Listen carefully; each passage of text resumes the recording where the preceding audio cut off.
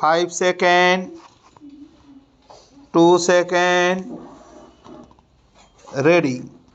I now come to the question of the role of the planning commission, because this aspect has been brought up repeatedly in the course of the debate, and it is important that we should be clear about it. Just a few minutes ago, the question of implementation of the plan was referred to by one honorable member. It is natural to speak about the planning commission, but it has been mentioned in the wrong context, that is, in the context of implementation. So far as getting the blame for itself is concerned, I do not think the planning commission should resent it. As the Honorable Home Minister pointed out, the first 5-year plan succeeded very well, and everybody, including the planning commission, the government, the states, and the people, contributed to its success. But there was one part of that success for which the planning commission did not deserve so much credit, and that was in regard to the easier position regarding food supplies. The principal credit for that should go to nature. At the planning commission got the praise for it, which was not correct.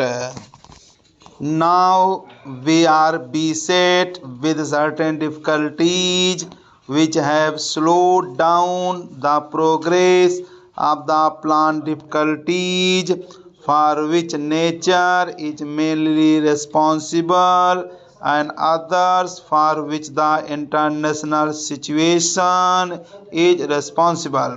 The planning commission had no control over the circumstances which gave rise to such difficulties, but there is a general tendency to link up anything that happens to the plan with the planning commission. Let it be very clearly understood that the planning commission has a certain set of functions to perform. It has specific terms of reference. There is a misapprehension which seems to be fairly widespread that the planning commission has the responsibility for the execution of the plan schemes. This is not true. The planning commission no doubt makes an assessment of the resources, determines priorities, formulates the plan, and reports on its progress from time to time. But its functions are always advisory, never executive.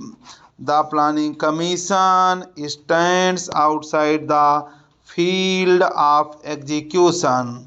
I do not disclaim responsibility for anything that goes wrong with the plan or for any failure, because I stand here not only on behalf of the planning commission alone, but also on behalf of the government of India.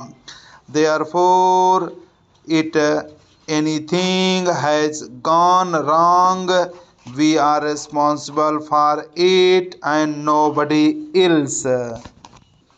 When we are discussing the planning commission, it is proper that this demarcation should be kept in view as to what the planning commission stands for and can bear responsibility.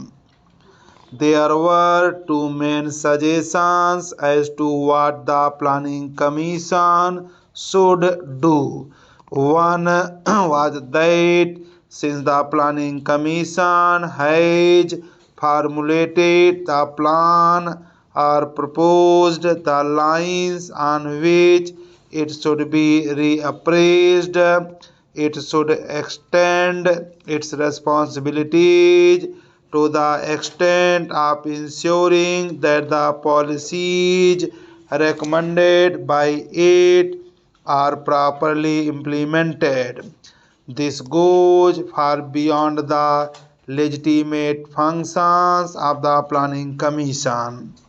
Ours is a federal constitution, and the powers of union and the states are clearly laid down. There are various governmental and other non-official agencies to execute the plan. They must accept responsibility for those parts of the plan which concern them.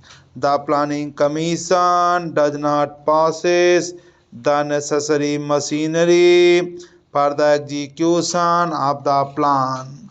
However, it does keep a watch and makes an assessment and recommendations on important matters from time to time.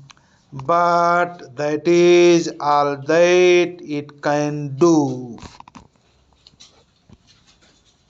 There is also another suggestion made by some members about the revision of cost estimates in the case of several projects.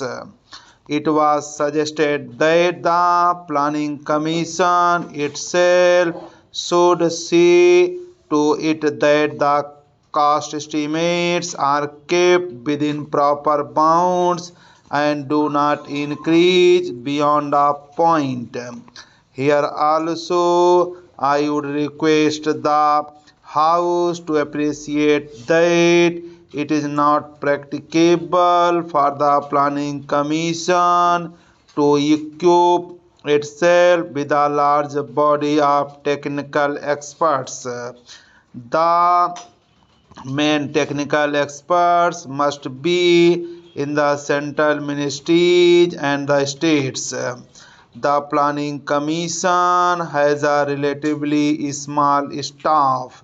It has made some arrangements for technical scrutiny of irrigation and power projects, but for various schemes in the field of industry, mineral development and transport, the Planning Commission depends on the technical personnel of the ministries and the arrangements which the ministries themselves make for further technical examination.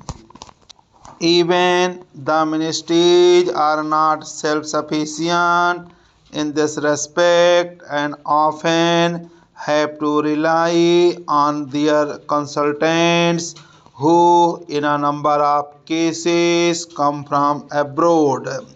There are various limitations.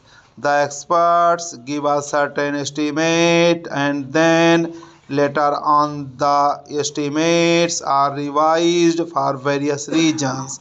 Maybe that after a fuller examination certain other material and facts are revealed which necessitate a revision.